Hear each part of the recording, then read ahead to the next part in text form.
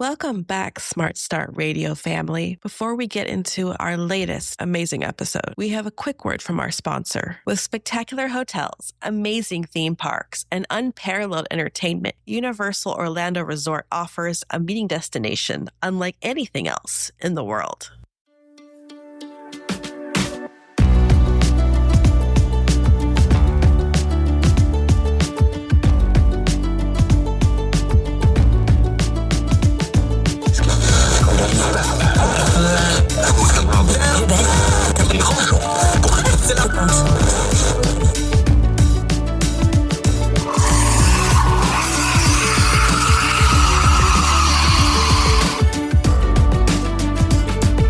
Welcome back, Smart Start Radio family. We have a very special episode today for our chats, our coffee chats. As you can see, our new person is the backbone of Smart Meetings. If you've never met him before, it's Malik Anderson. Really happy to have him. He is our amazing editor at Smart Meetings. He's been holding it down for, I want to say, 6+ years. Is that right? Yeah. 6.5 years now. And he is the magic man behind all things web related for Smart Meetings. And he has saved my life more times than I can count in regards to most things. So Malik, welcome to Smart Start Radio. We hope you enjoy and stay and come back. Yeah. Great to be here. As Eming said, I'm always in the background of things, so it's very interesting to be on the podcasting side. Never thought I'd be here today. But yeah, so I'm the digital content manager for Smart Meetings. I work on getting the stories on the website as well as writing stories for the web and the magazine. That's about it.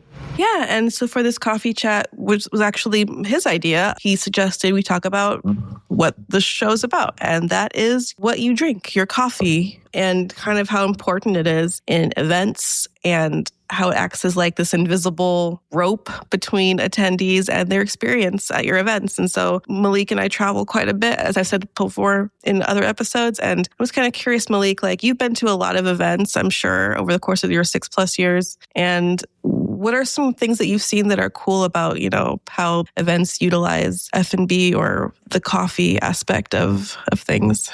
Mm-hmm. Well, so a lot of events, I think they place a lot of focus on food, but I wouldn't say so much coffee, though. I feel like at a lot of events, they kind of have a lot of focus on having very specific foods or like making the food very presentable. But I feel like at most events I go to, the coffee is kind of in the background, despite how fundamental it is. I mean, you kind of have the coffee in the carafes, and that's really about it. But I do definitely think that more attention should be paid to the coffee side of things because it's a very important part of meetings. Yeah, I think I said this to you last week or so. Like the events I've been to, and I naturally kind of like my ears are always open because I'm always listening to people talk. Yeah. And I've noticed a lot of times like people have a lot of thoughts on what's available in terms of like what's to drink for their coffee. And more recently, I think one time like people were annoyed because there were the cups they had cups, but they had like no way to like properly bring your cup from the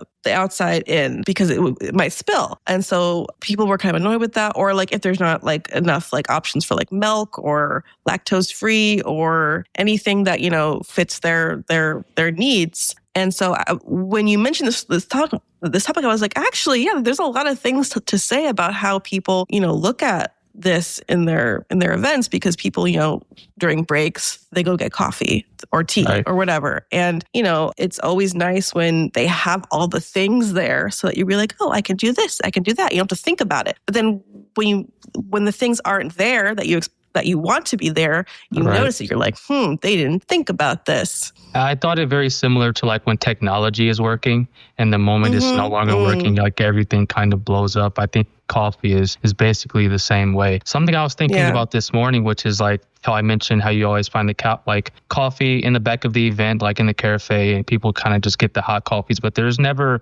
options for like any alternatives. It's only ever hot coffee with like milk or half and half, and that's it. Or decaf or hot water. And sometimes if you're lucky, they'll have like, I guess not lucky, but they'll have like a juice situation sometimes, depending on where you are, which is nice. But, not everyone likes juice. I mean, even there, like I think coffee should be given more attention because I guarantee you people are drinking way more coffee from that entire list of things you just mentioned. Right. Maybe water too.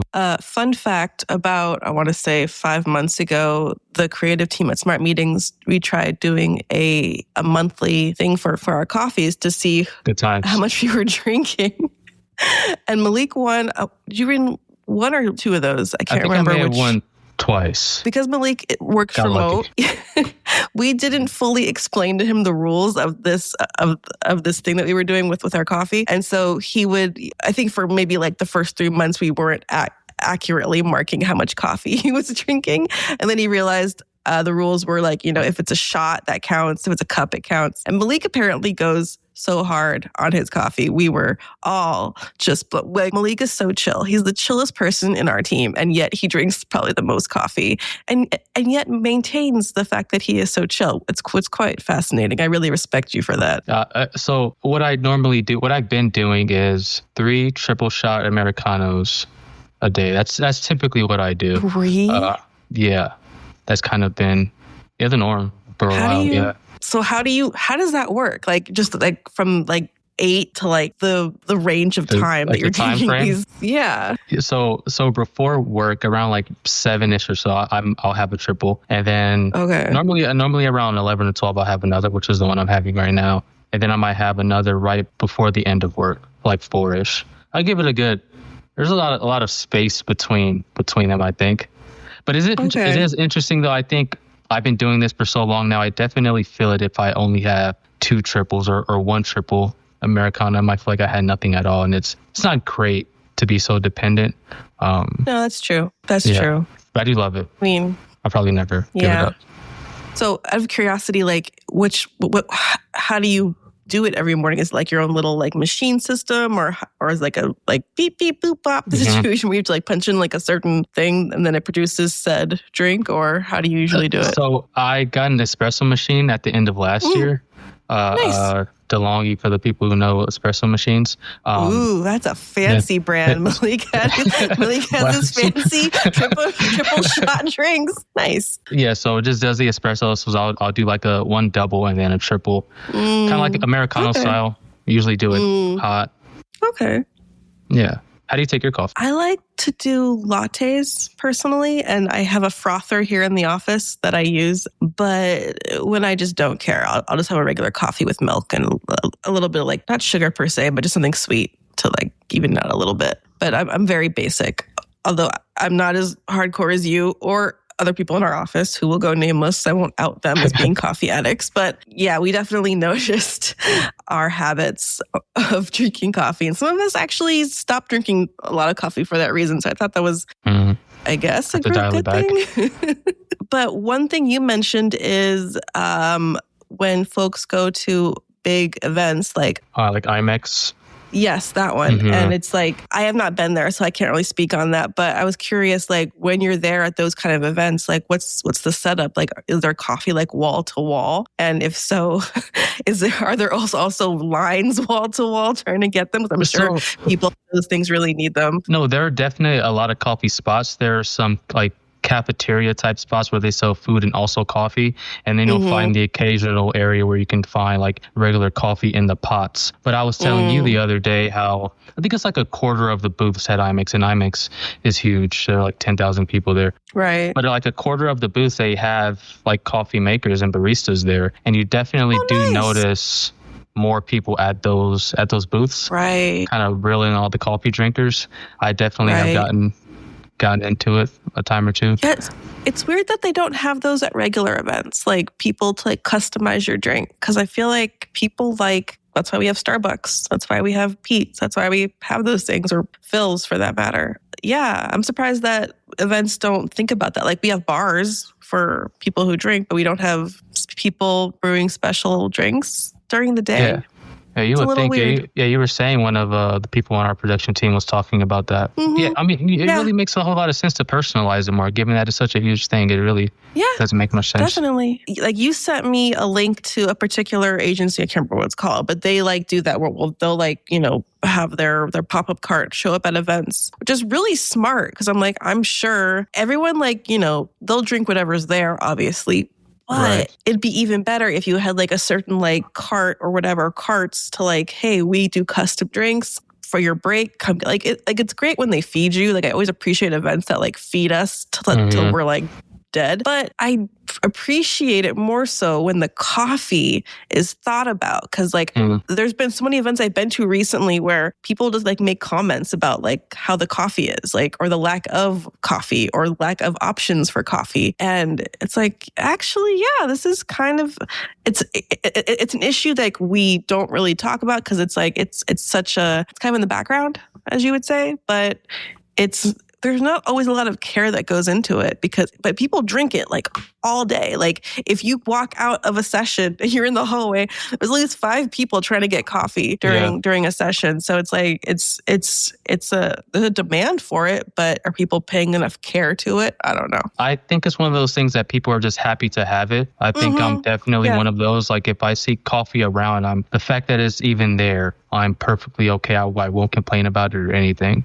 I'm just happy to have coffee. But in meetings, we talk so much about personalization of events and of F&B. Yeah, why not personalize coffee and have people have the lattes that they have at home when they're out and about at the meeting? They can also have their latte in the event space. Exactly. And like, for example, when we're talking about like, you know, using the coffee as like a way to like, you know, bring people together, because that's kind of the whole point of these events is people coming together, and you create these coffee stands people go to, but you don't have the intention of like chat with people. And it's more like grab and go, which is fine. But it's also like when you think about like what more you could do with it, like if you had an event like an IMEX at whatnot, and you're like, okay, we're going to have a breakout, but like also a meet and greet situation where people are like, you know, chatting, networking or whatnot. But if you incorporate like coffee into it, like an actual like sit here, here's like a coffee thingy, you know, talk, but also enjoy this here too. I think it definitely adds to the level of like, you know,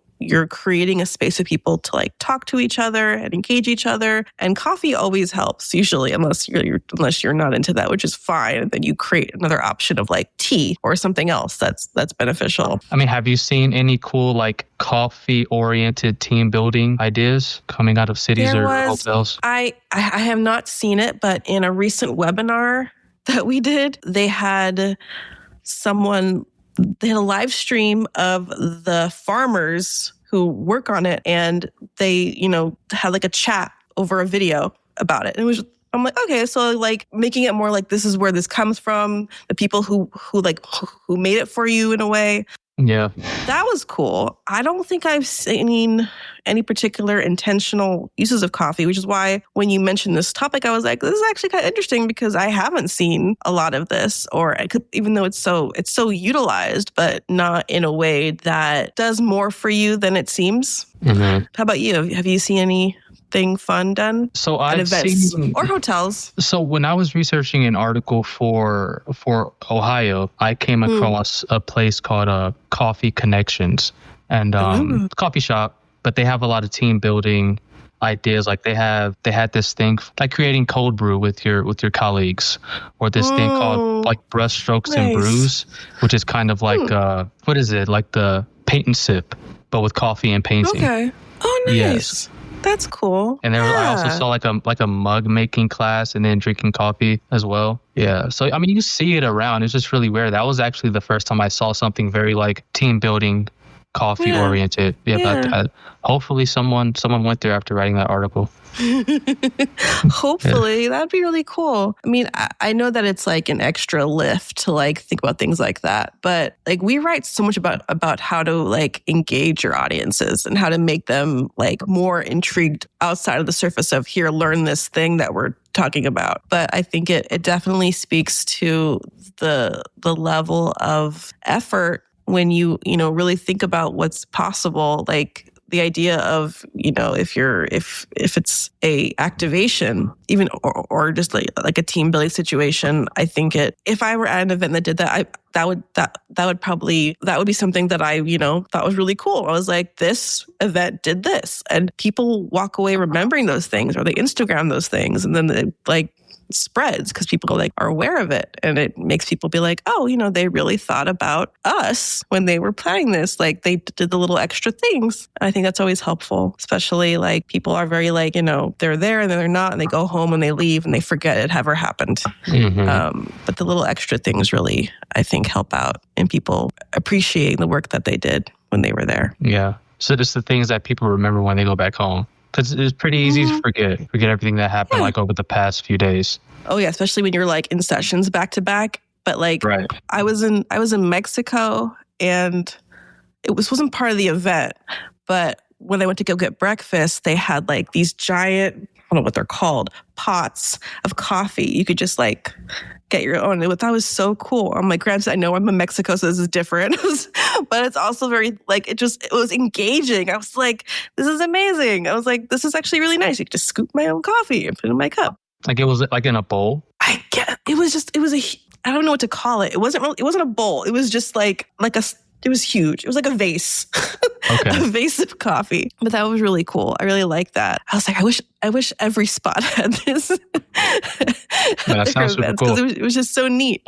But the one thing that drives me crazy about events and coffee is that when they give you a cup, the cup is this small. Mm-hmm. And I'm like, that's a gulp. And for you, it's a sip, probably. Because you're just like, I'm done. Give me more. And I guess that goes into into the area of offering things that everyone would like. And I know that's hard to do because everyone they order X amount of cups and this amount of coffee and this amount of stuff. So I get that that's always an issue. But I'm like, is it so hard to just give me a regular cup? An 8-ounce cup that can hold a sizable amount for me to drink for the rest of the session. Because I always prefer having big cups to tiny cups. But that's just a personal preference. I think a lot of people probably feel the same, Eming. Probably. I don't. You mentioned complaints to me. I don't ever really hear complaints about coffee. I mean, I hear the occasional this coffee isn't that great, but it's never really things that have made me think about the way meetings do coffee. Yeah, like I said, I think people kind of just take what they can get as far as that goes. But I will say it is nice to host an event at a hotel or a convention center that has a nice coffee shop. Mm-hmm. That way you only don't have that one option of having just regular black coffee. Right. I mean, it's also great if there's a local spot that does fresh coffee stuff. I mean, it'd be great to work with them and be like, hey, we have an event with 700 people. We'd love to work with you. We'd love to work with your brand. I mean, that can't be that hard, right? I'm assuming that's a pretty easy thing to do. I think to myself sometimes when things sound super easy in my head, I think no way it's actually that easy. That's probably why it hasn't happened yet, right? Maybe the logistics of the thing actually aren't as easy as they seem in my head. Yeah, true. Well, of course, we don't work in that realm of contracts and stuff and approving things. Thank God. I don't think I could deal with that. But I don't know. I feel like if it's something that everyone uses for the most part, why are we not being more intentional about it?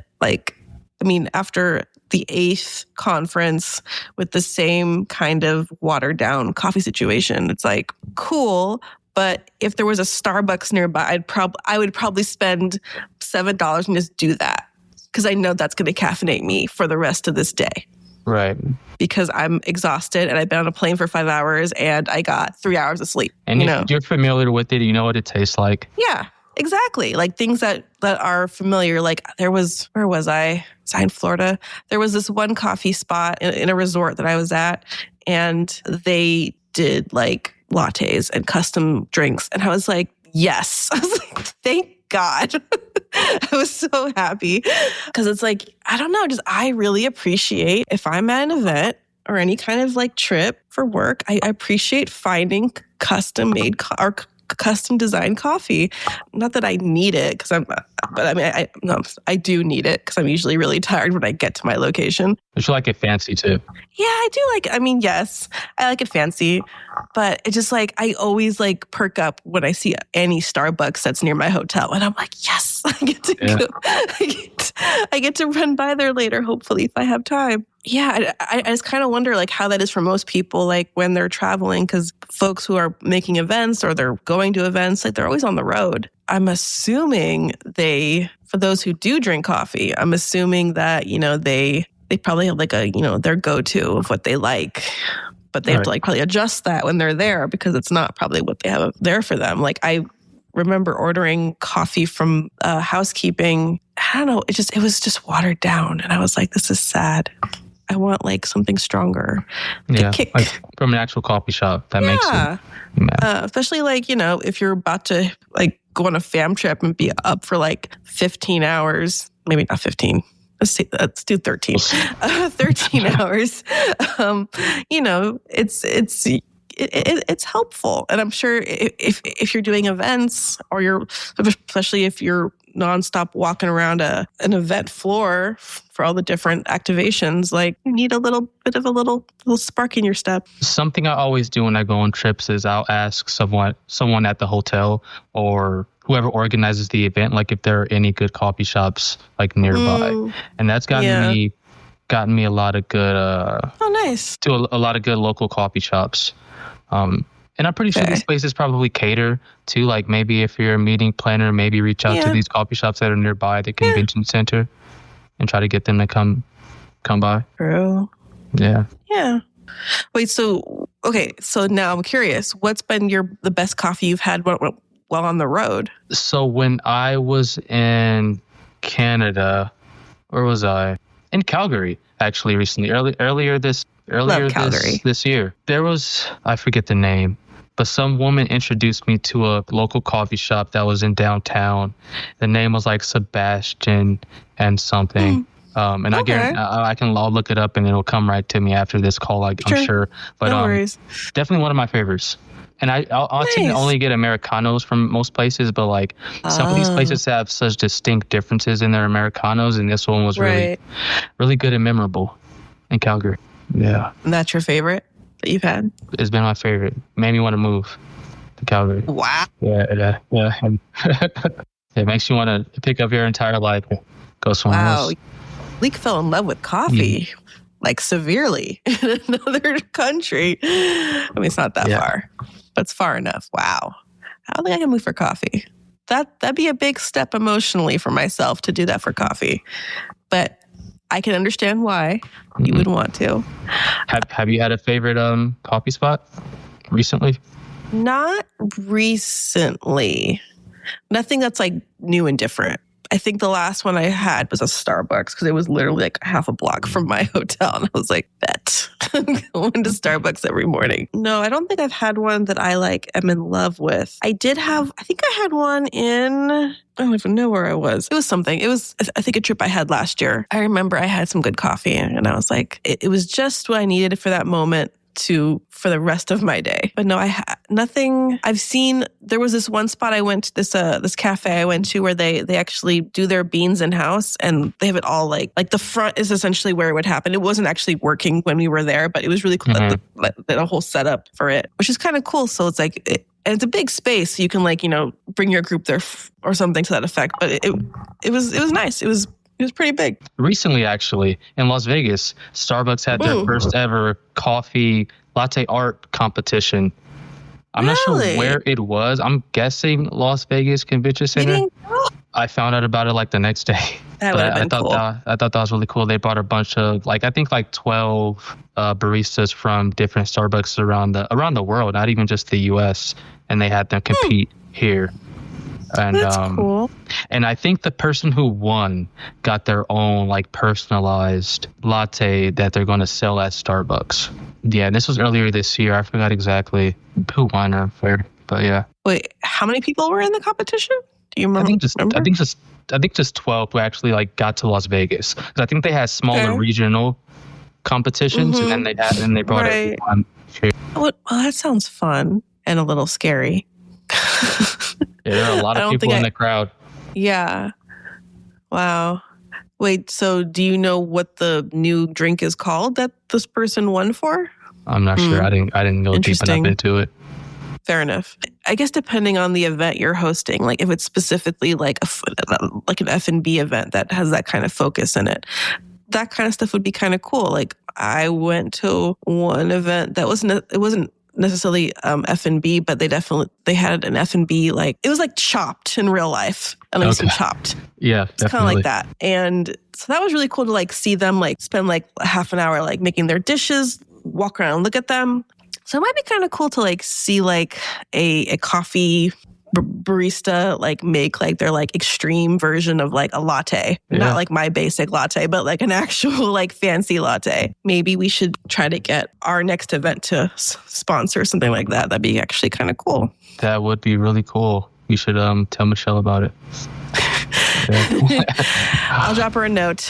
By the way, the podcast says that you should do a coffee event. They're holding you to it. Yeah. One thing that we've talked about in other podcasts, or the most recent podcast for F&B, is the fact that a lot of events don't really cater towards people who don't drink alcohol. And so I kind of wonder if that's the same vein for caffeine sometimes, because I see a lot of like soda drinks or coffee and black tea at events. But, and you know, like I said, there's juice sometimes, which is very rare in my opinion. I've seen that. In the same vein of like having coffee that's customized, I kind of wonder, because there's so many different kinds of coffee available. There's cold brew, decaf, and there's probably more that I can't even think of right now. But I wonder if we're ever going to reach a point where, you know, people think about coffee the way they think about just like how they offer food. Like, you know, there's different options and variations, and they're easily fixable in the back somewhere. Like, oh, I can't do milk. Oh, I can't do oat milk. Oh, this, oh, that, oh, that. Or you know, just I can't drink regular coffee because I have a reaction to it, and decaf doesn't work for me either, or something to that effect. I don't know. Random thought. Just thought it was interesting, like, you know, that we don't, the majority rules, obviously, in terms of like what people like, and that's what people bring to the table because of that reason. But I kind of wonder, like, if, you know, it's not, since everyone doesn't drink coffee. Talking like more caffeine alternatives, or just drink alternatives in general? Drink alternatives, the caffeine that, I know we talked about like mushroom coffee at some point, which I have not tried that, but I've heard it's good. But yeah, if there were other options for coffee that don't necessarily pack the same concept of like caffeine, but leave people there feeling, you know, happy about themselves and energized. I remember I was visiting one hotel recently, and they gave us like the shot of like juice. It was like, I don't even know what it was in it, but it was like cleansing shots. Immediate like pick me up. I was like, wow, that felt really good. I was like, can we get some more of that? Stuff like that. Like it can be small things, but it's very, I don't know. I think some like those small aspects of giving someone like a drink that's, you know, just makes them feel good, whether it's coffee or not coffee. I think it's important that people, you know, have those options, especially at events. Right. Like there are like wellness events, like Caesars has done that in the past with the wellness roadshows. They have like those, like they do like juice shots, that kind of thing. But I think it's less of an alternative to coffee and more it's like a part of the overall wellness program. But it would be cool to include those shots as an alternative as at a regular event if it makes you energized like you felt. Yeah. I mean, yes, coffee is great and it does help, as I'm sure you know, because you drink 9 shots a day, which I still can't get over that. You'll be there soon enough. No, I don't think I could. After you drink all your coffee, are you just like, you never, like, is your heart rate like ever up higher than it usually is? No, you're just like, you're so chill. It just stays below a certain number and never rises. I think I'm still like I've always been. I think that might be like, drinking that much might be like baseline. I can drink coffee at all hours really and still be able to go to sleep. It doesn't. Really? You can sleep with caffeine like that at like 6 o'clock at night? Yeah, like 6, 7, 8. Yeah. Oh, you are a special creature, Malik. How many people can do that? Enjoy it while you still can. A lot of caffeine. Yeah, I'm sure that'll change at some point. Probably. Yeah. I've heard stories of people like at age 40 they're unable to drink coffee like they were used to. That'd be really sad, but I had a good run.